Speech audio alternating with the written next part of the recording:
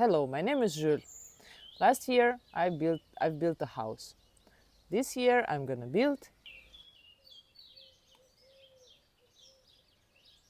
My name is Jules.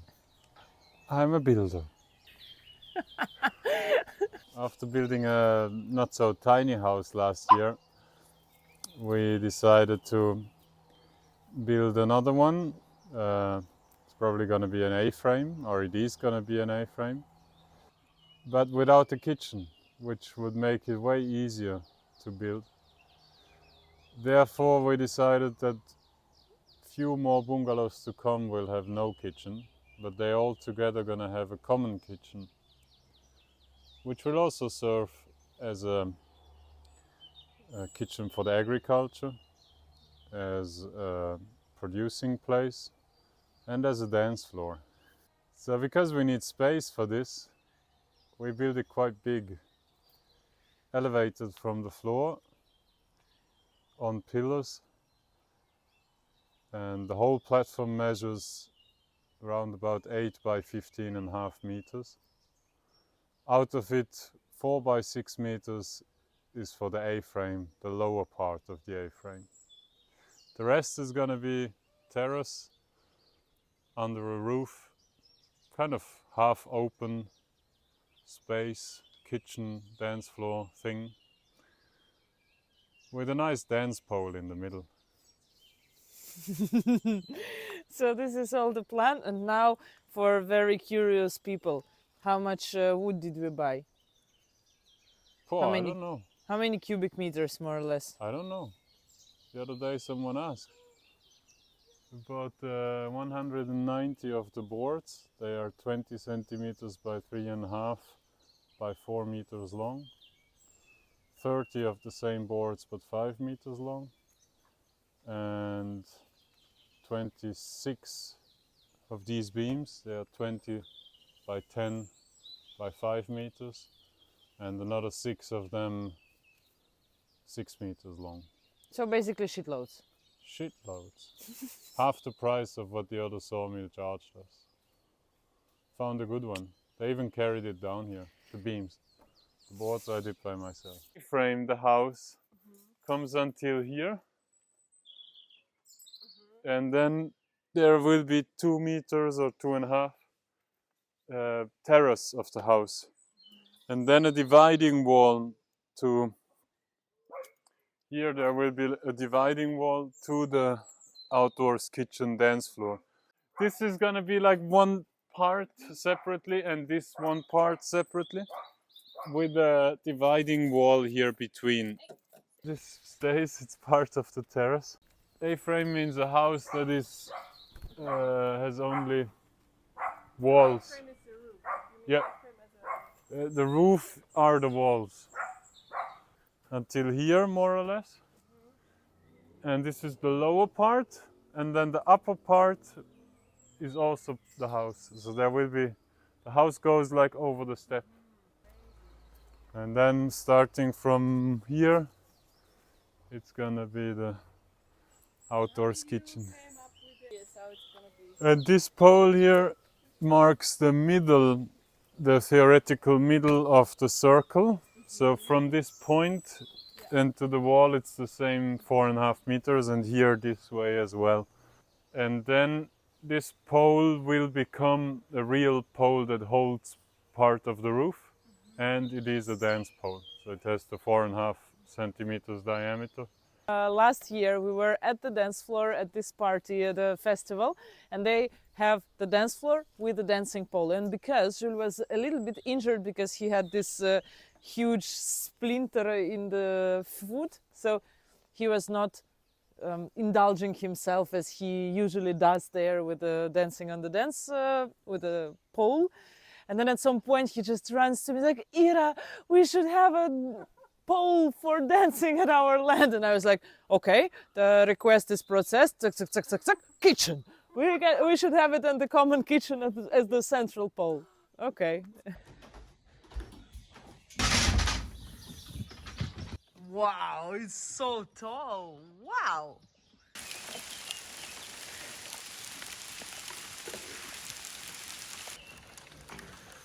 So adding some concrete inside for reinforcing the dance pole.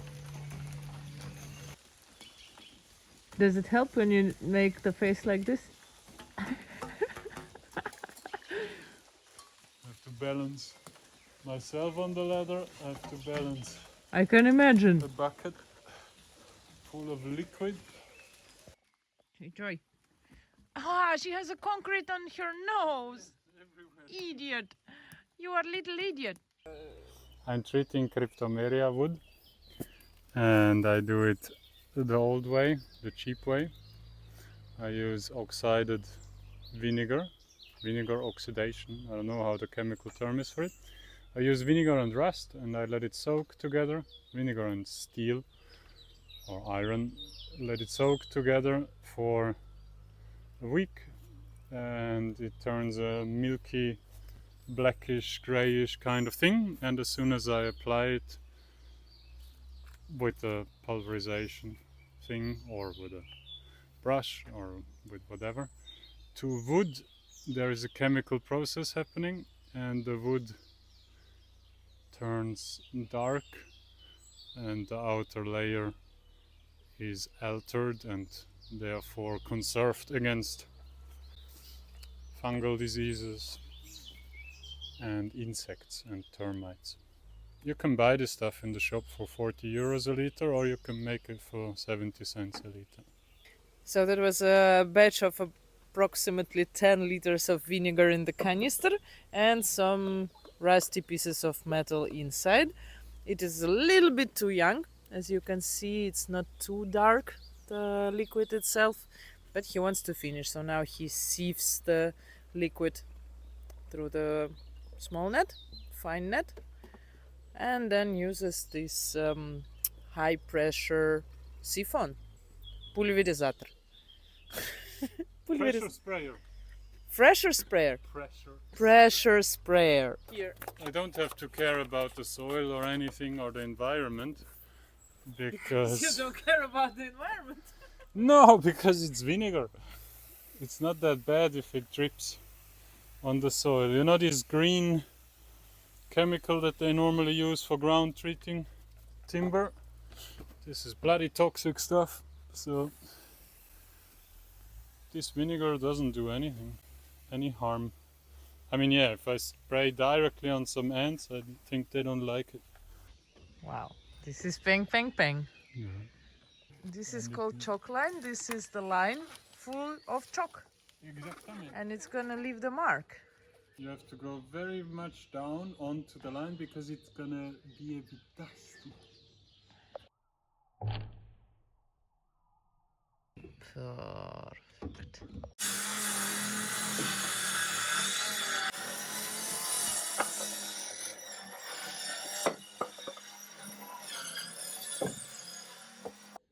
Why do you have your eyes half closed? Because it's a bit exhausting. This whole This way. very heavy lifting. But they are so light. Well, actually, he was carrying this today, not only this.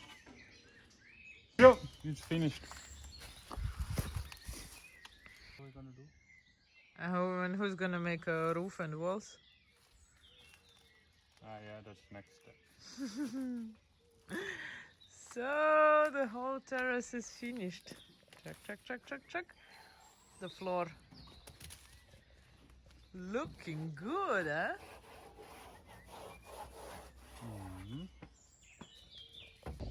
So they don't work on pushing force, but because I put two of them, they always work on pulling force in both directions. One works on pull and the other one also on pull. Pretty much. So this is the wall. Why is the wall on the floor? Why is the wall on the floor? Because we need to lift it up. Again. Okay. Always these walls on the floor.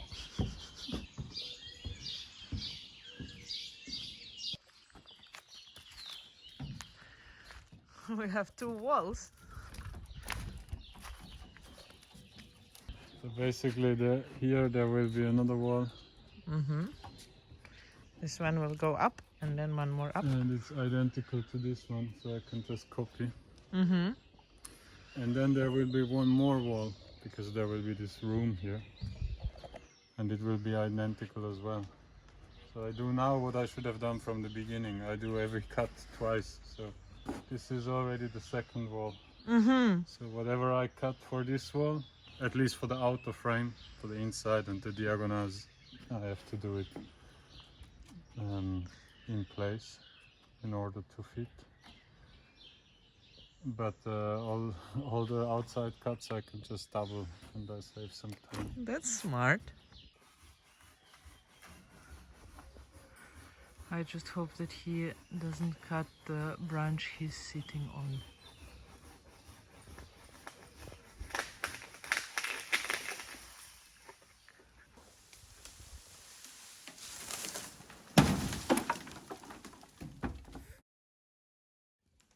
It went through the platform. Really? Yes. Crazy! Could have put away the saw, huh? Uh-huh. And also maybe make sure that the dogs are not around. It went through. Yes. Crazy. Fuck. Hoppala.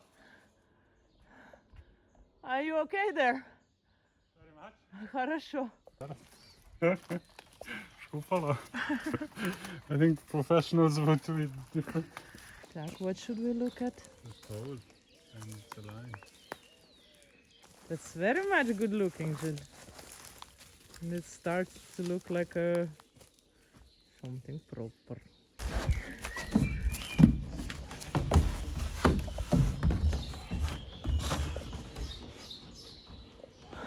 Quite stable, huh? Quite stable, huh?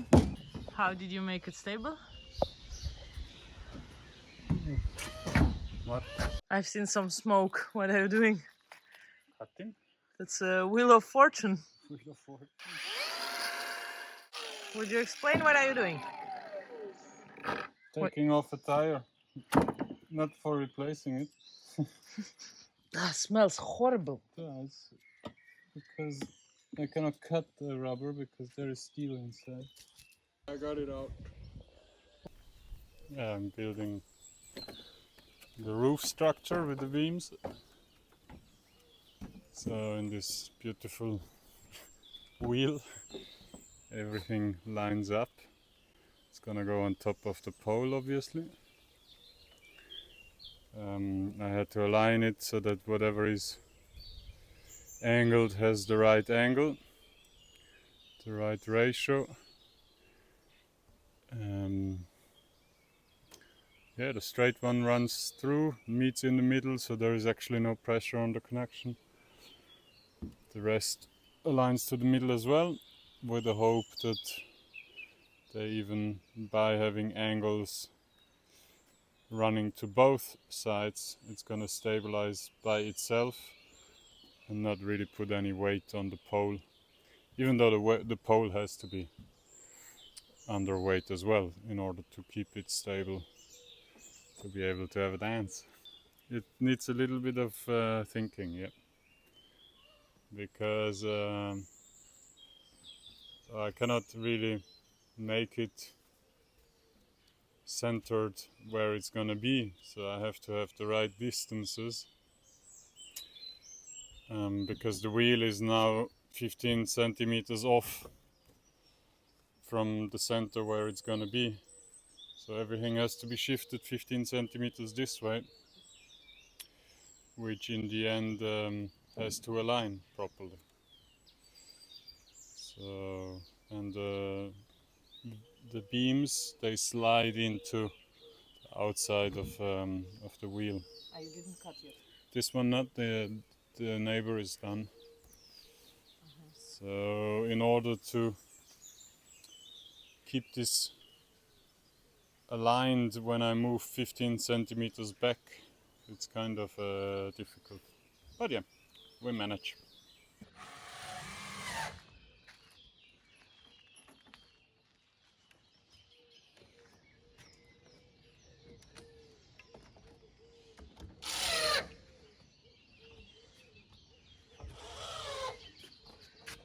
Wow. That looks cool. Yeah, it's not yet squeezed together. Yeah, but it's pretty much. But you made it symmetrical, huh? Smart. I did it as it went. But this one, for example, now is too high because I needed space here for the cuts. I mean, this one up there is still missing, but I decided to do this in the end in order not to replicate the mistake. Nice. And, I was a bit scared to put it up like this without these rafters, Why? because the rafters actually give it a lot of structural stability, so that in the end the pole is actually theoretically not even needed, because the rafters go down with an angle as well. But this is the next step, right?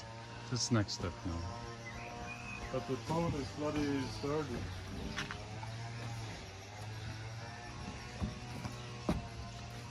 Not much movement, huh? Ready for a pole dance? Not much movement on the structure, I mean, a bit in this direction, huh? Tiny bit. Yeah, there is. In this direction there is. Ah, this we're gonna catch.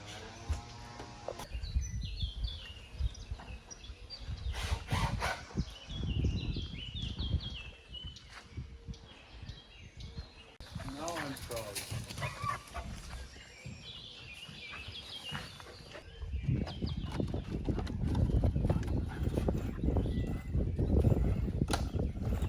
So now Jules is making roofing of the terrace.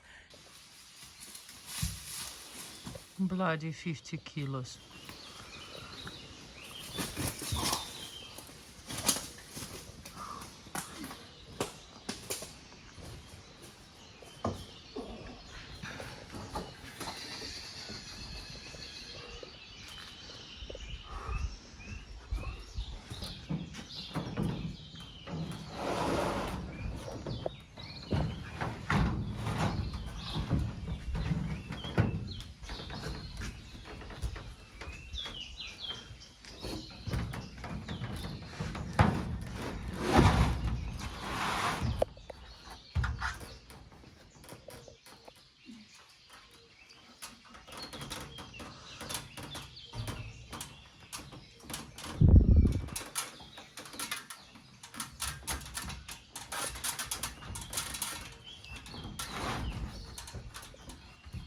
Incredibly beautiful.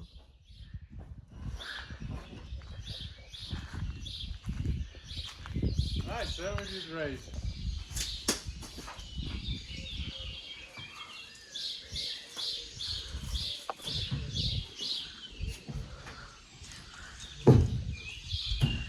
Helps balancing.